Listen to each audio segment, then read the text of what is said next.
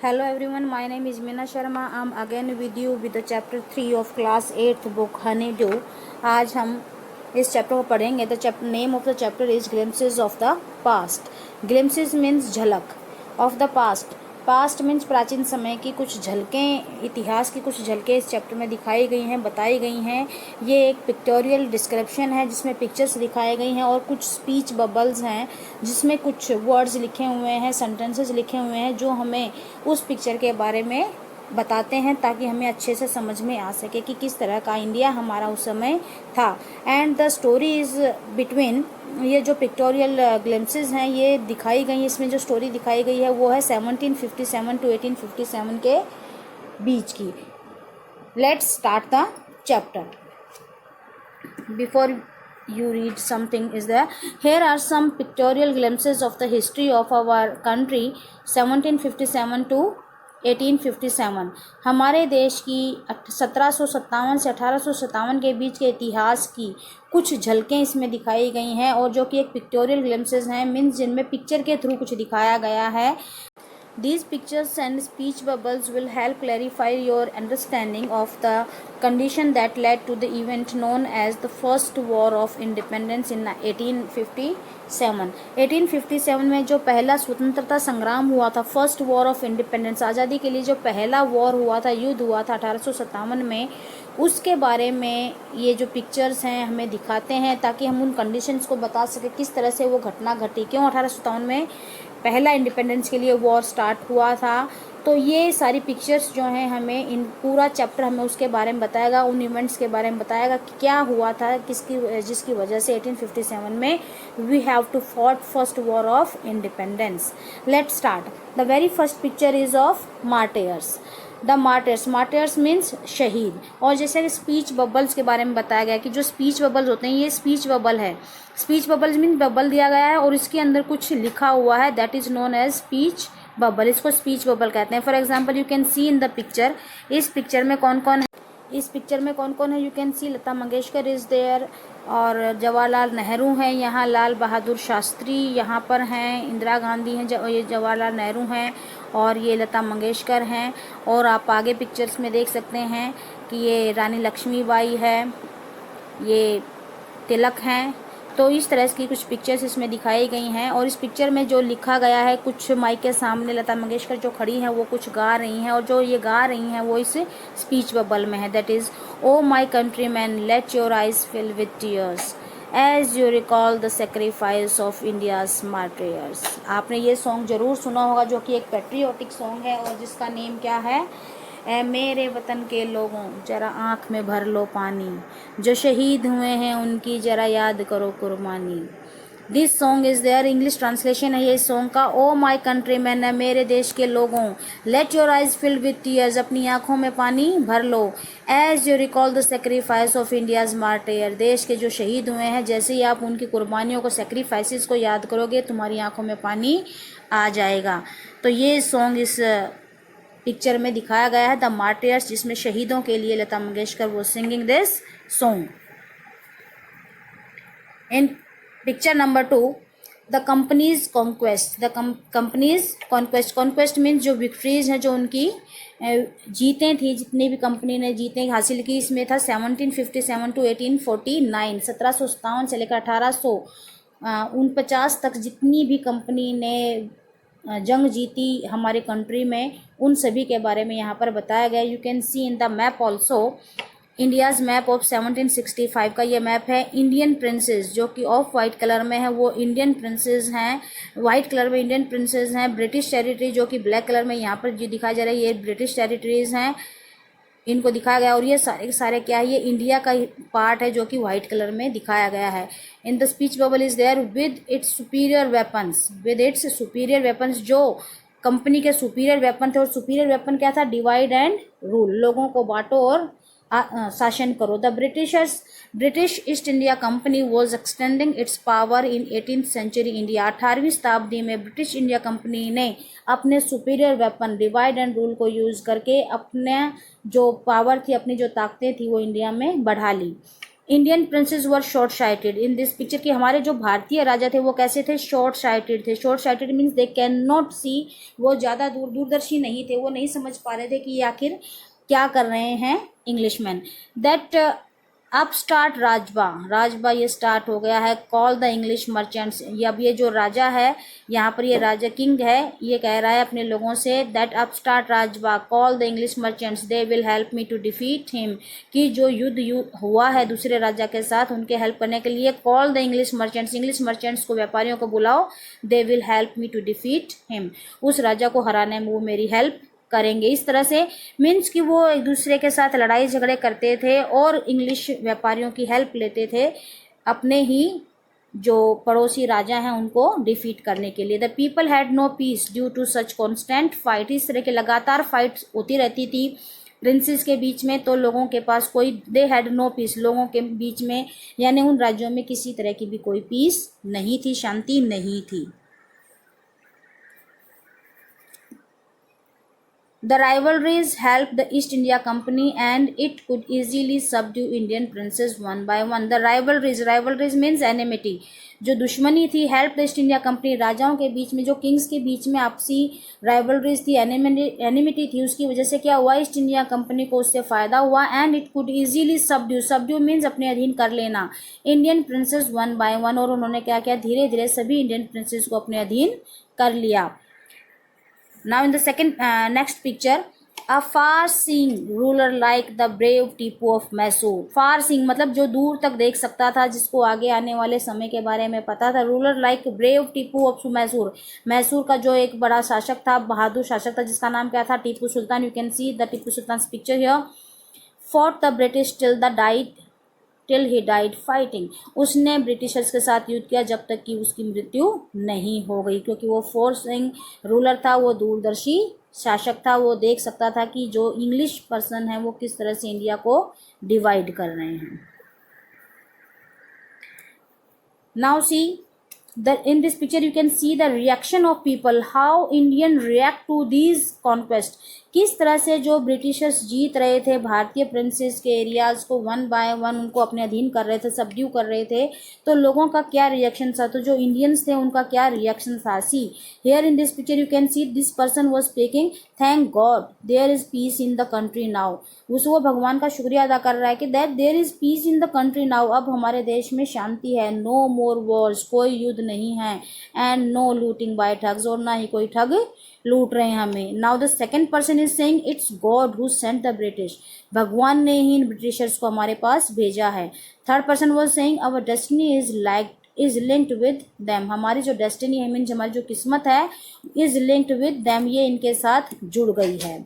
Now see in the next picture some other type of people are there, कुछ और दूसरे तरह के लोग भी थे जो कुछ अलग तरीके से सोचते थे ब्रिटिशर्स के बारे में। They were thinking that the white man has killed और dethroned our kings, the white man, इन गोरे लोगों ने हैज़ किल्ड, मार दिया है, और डिथ्रोन्ड या उनके सिंहासन से, उनके राज्य से उनको हटा दिया है, आवर किंग्स, हमारे राजाओं को। सम किंग्स वर नॉट गुड, अब ये जो एक और पर्सन है वो क्या कह रहा है कि कुछ राजा अच्छे नहीं होते हैं, but after all they were of this land, लेकिन आखिरकार वो हैं तो इसी ज़मीन के, इसी हमारे ही देश के हैं। थर्ड पर्सन, अब ये जो थर्ड पर्सन है वो was saying now we have become slaves of foreigners, now we have become, कि अब हम बन गए हैं स्लेव्स मीन्स दास, गुलाम बन गए हैं, ऑफ फॉरेनर्स, विदेशियों के गुलाम बन गए हैं। Now see the next picture, in picture 3 you will see the British rule 1765। अब ब्रिटिशर्स ने धीरे धीरे पूरे एरिया पे, पूरे इंडिया पे अपना कब्जा कर लिया था, और जैसे ब्रिटिशर्स ने किस तरह से रूल किया हमारी कंट्री को 1765 टू 1836 के टाइम पीरियड में। Religious leaders preached ideas like untouchability and child marriage, अब जो रिलीजियस लीडर्स थे, जो धार्मिक नेता थे, वो प्रीच कर रहे थे, प्रीच मीन्स उपदेश देना, उन्होंने उपदेश दिया कुछ अलग तरह के विचारों का, आइडियाज का, लाइक अनटचेबिलिटी, छुआछूत से रिलेटेड, एंड चाइल्ड मैरिज, बाल विवाह से रिलेटेड उन्होंने कुछ उपदेश दिए। और भी कई तरह के महात्मा थे, जैसे कि ये संत है यहाँ पर क्या करें, anyone who crosses the seas loses his religion, anyone, कोई भी, हु क्रॉसेस द सीज, जो भी समुद्र को पार करेगा, लूजेस हिज रिलीजन, उसका धर्म भ्रष्ट हो जाएगा। And this in next picture you will see one more saint is there. एक और यहाँ पर ये महात्मा है, ये क्या कह रहा है, all the misery in the world is due to women.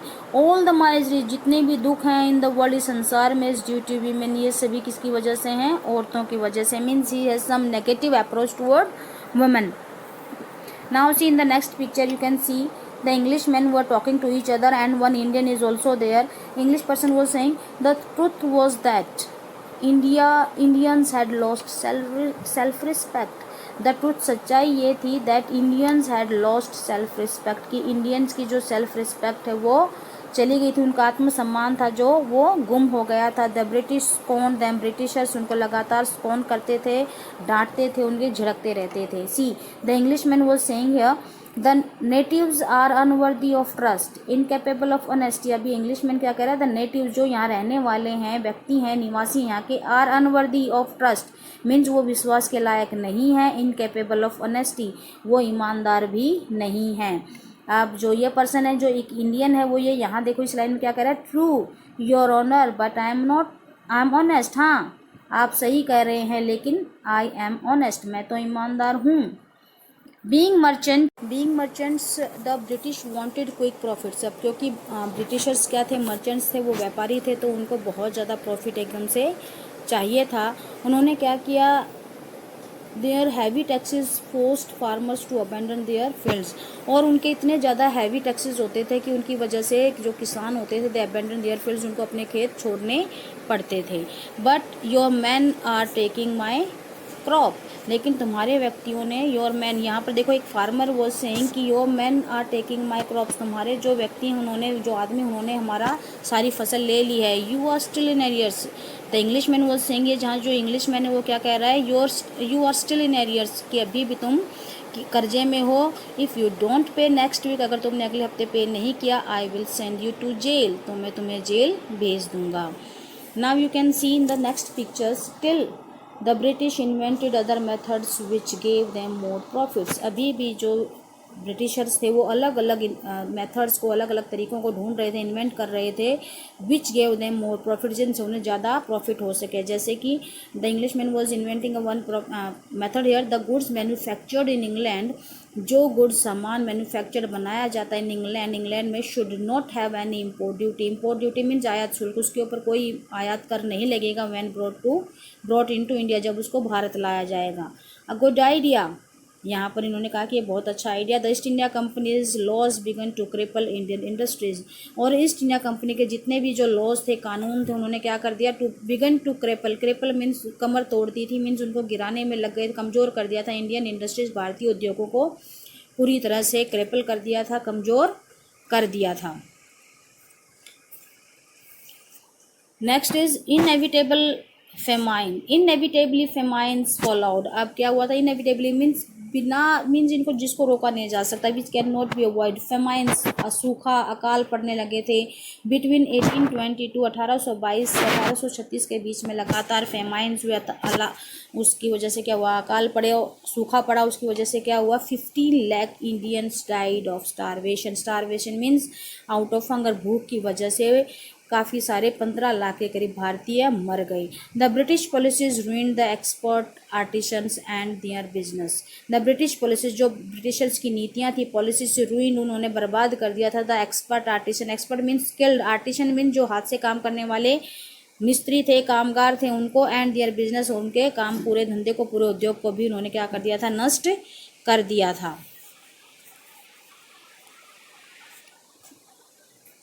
Picture number 4 राजा राम मोहन रॉय 1772 1836। अब राजा राम मोहन रॉय एक क्या थे, सोशल रिफॉर्मर थे।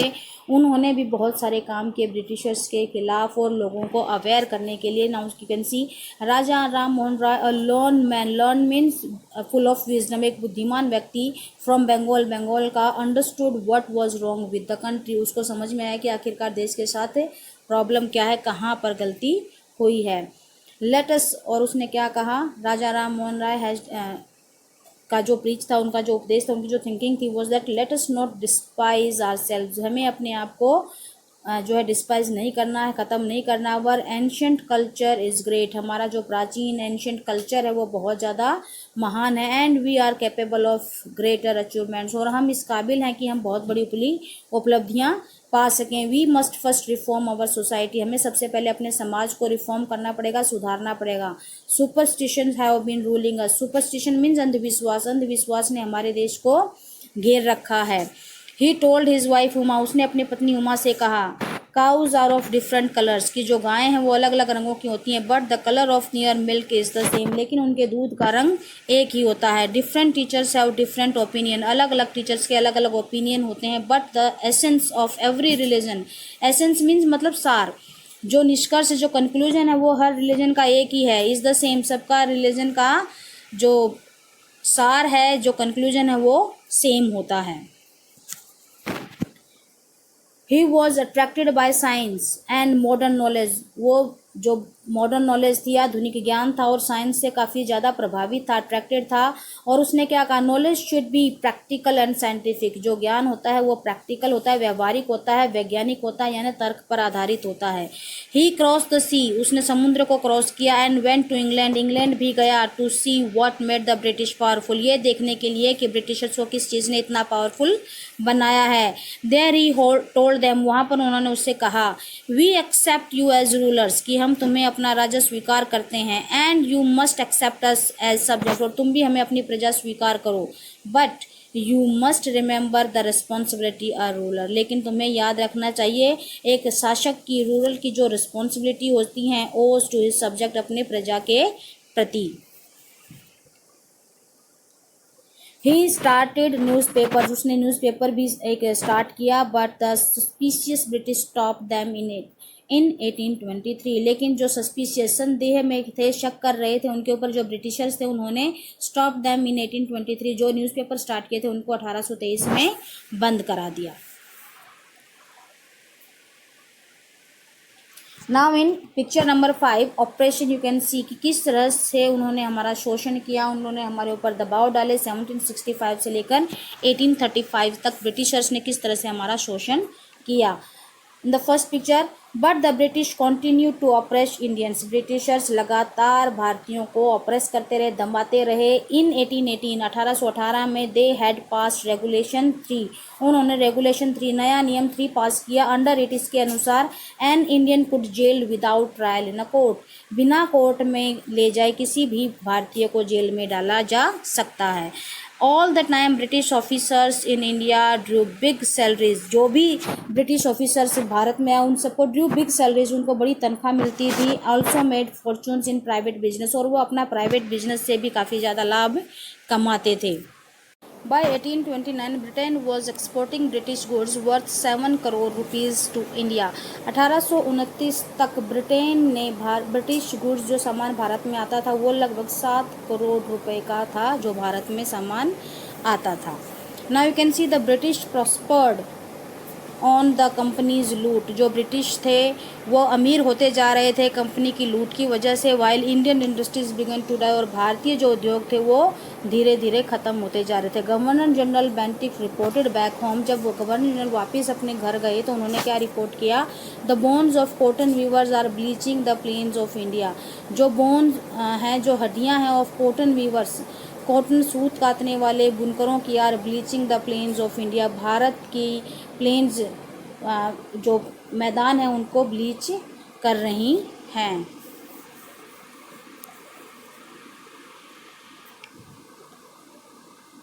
इन six picture you can see 1835 to 56 तक की डिससेटिस्फैक्शन को दिखाया गया है कि किस तरह से लोग संतुष्ट नहीं हो पा रहे थे, डिससेटिस्फाई होते जा रहे थे ब्रिटिशर्स के इतने सारे ऑपरेशन की वजह से। Education India was in Persian, जो एंड संस्कृत, जो भारत में शिक्षा थी वो पर्शियन भाषा में थी और संस्कृत भाषा में थी। इन 1835 1835 में an English man named Macaulay, Macaulay नाम का एक इंग्लिश व्यक्ति आया, सजेस्टेड अ चेंज, और उसने एक बदलाव का सुझाव दिया। We should teach the natives through the English language, और उसने क्या कहा कि जो नेटिव यहाँ रहने वाले हैं उनको हमें इंग्लिश लैंग्वेज सिखाई जानी चाहिए। आई एग्री, और दूसरा जो ब्रिटिश ऑफिसर है वो एग्री हो जाता है। English education produced clerks to whom the British gave pretty jobs under them. और क्या था इसका पर्पज़, क्या था कि इंग्लिश एजुकेशन की वजह से क्लर्क को वो प्रोड्यूस कर सकते थे। द ब्रिटिश गेव पेटी जॉब्स, जिनको ब्रिटिशर्स जो है पेटी छोटी मोटी जॉब दे देते थे। Incidentally it also produce a new generation of intellectuals. और इसी का प्रभाव क्या पड़ा कि इसी इंग्लिश की वजह से एक नई जनरेशन आई जो कि इंटेलेक्चुअल की थी, जो कि बुद्धिमान लोगों की थी। और इनमें इनके नाम आप देख सकते हैं। 3 person were sitting there, we must educate our brothers. एक ने क्या कहा कि हमें अपने भाइयों को एजुकेट करना चाहिए। सेकंड ने क्या कहा, and try to improve their material conditions, और हमें उनकी कंडीशन में भी सुधार किया जाना जरूरी है। थर्ड पर्सन ने क्या कहा, फॉर दैट, और इसके लिए we must convey our grievances to the British Parliament. हमें अपनी ये ग्रीवेंसेस जो भी शिकायतें हैं कहाँ पर, ब्रिटिश पार्लियामेंट में हमें ये सारी चीज़ें रखनी पड़ेंगी, उनको बताना पड़ेगा। By 1856 the British had conquered the whole of India। 1856 तक ब्रिटिश ने सारे भारत पर कब्जा कर लिया था। यू कैन सी कि स्टार्टिंग में जब हमने देखा था 1765 में, तो कुछ यही इलाके थे जो कि ब्रिटिशर्स के अंडर थे और सारा भारतीय प्रिंसेस के पास है। लेकिन धीरे धीरे अब बाय 1856 तक देखो, मोस्ट ऑफ द, ये जो ब्लैक कलर में सारे most of the areas of India are under Britishers के अंदर आ गए थे। They care little about the needs of Indians. वो भारतीय लोगों की ज़रूरतों के बारे में बहुत कम सोचते थे। और जैसा कि यहाँ पर मीटिंग हो रही है कुछ लोगों की, they were discussing, oh our kings have become puppets. हमारे जो राजा हैं वो क्या बन गए हैं, पपेट्स बन गए हैं, कठपुतली बन गए हैं। And we have lost our old job, जो हमारी पुरानी जॉब थी, जो हमारे पुराने काम थे, वो भी हमारे ख़त्म हो गए हैं। एंड लैंड्स, और ज़मीन भी हमसे छीन ली गई हैं। They are converting our brothers, वो हमारे भाइयों को कन्वर्ट कर रहे हैं, बदल रहे हैं, कि इंग्लिश मैन बना रहे हैं उन्हें। You only talk, do something to drive them out, कि यू ओनली टॉक, तुम सिर्फ बातें करते हो, do something to drive them out, कि कुछ करो उनको यहाँ से भगाने के लिए। नाउ ये देखो डिससेटिस्फेक्शन यहाँ दिखाई दे रहा है लोगों का, किस तरह से लोग अब उनको यहाँ से भगाना चाहते थे। In earlier picture we have seen की वो सोच रहे थे God had send the Britishers, की भगवान ने उन ब्रिटिशर्स को यहाँ पर भेजा है, कोई युद्ध नहीं है, अब there is peace now. But लोगों को समझ में आ गया कि कितना नुकसान हुआ है उन्हें।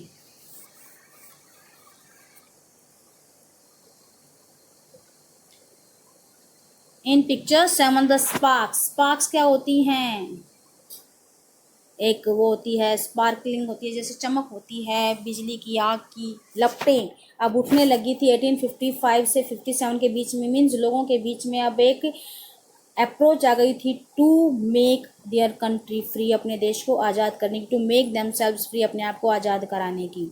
Taxes continue to ruin the peasants, जो पेजेंट्स थे, फार्मर थे, अब उनको टैक्सेस की वजह से वो बर्बाद हो गए थे, रूइन हो गए थे। इन बंगाल में the Santhals who had lost their land, Santhal जो एक जाति थी जिन्होंने अपने ज़मीनें सारी क्या कर दी थी, मीन्स बर्बाद कर दी थी, जिनकी ज़मीन अब उनसे छीन ली गई थी। अंडर न्यू लैंड रूल्स, नए कानूनों के अधीन होकर, बिकेम डेस्परेट वो बहुत ज़्यादा दुखी हो गए थे। इन 1855 में दे रोज एंड रेबेलियन, वो विद्रोही बन गए।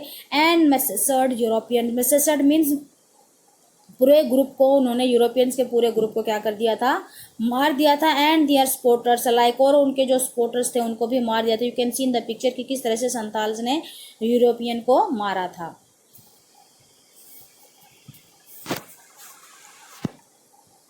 Discontent was brimming in the East India company's army too, जो ईस्ट इंडिया कंपनी ने एक आर्मी बना रखी थी भारतीयों की, उसके अंदर भी ये डिसकंटेंट, ये असंतुष्टि का भाव अब ब्रीविंग बढ़ने लगा था।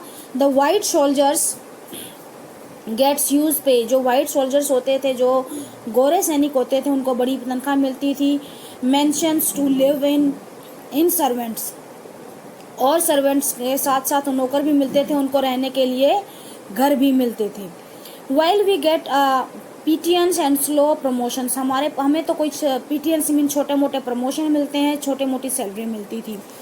द अंग्रेज ask us to cross the sea which is against our religion, और कुछ लोग कहते थे कि अंग्रेज हमें समुद्र पार करने को कहते हैं, जो हमारे धर्म के खिलाफ है। हु इज़ द टोपी वाला to abolish our age old custom, कौन है ये टोपी वाले जो हमारे वर्षों पुराने कस्टम रिचुअल्स को ख़राब करना चाहते हैं।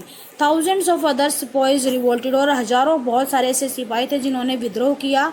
दे were stripped of their uniforms, उन्होंने अपनी यूनिफॉर्म्स भी stripe. We must drive out अंग्रेज, you can see in the picture, this picture is of Mangal Pandey. We must drive out the अंग्रेज, हमें अंग्रेजों को यहाँ से भगाना पड़ेगा।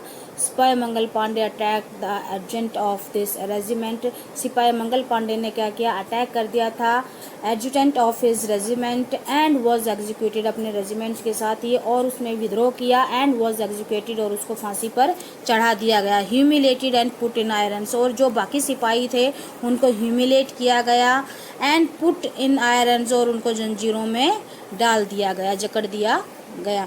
So class, here part 1 of this chapter is completed. Watch the video carefully, like, share, comment and subscribe my channel for the notification of my new videos. Thank you. Have a nice day.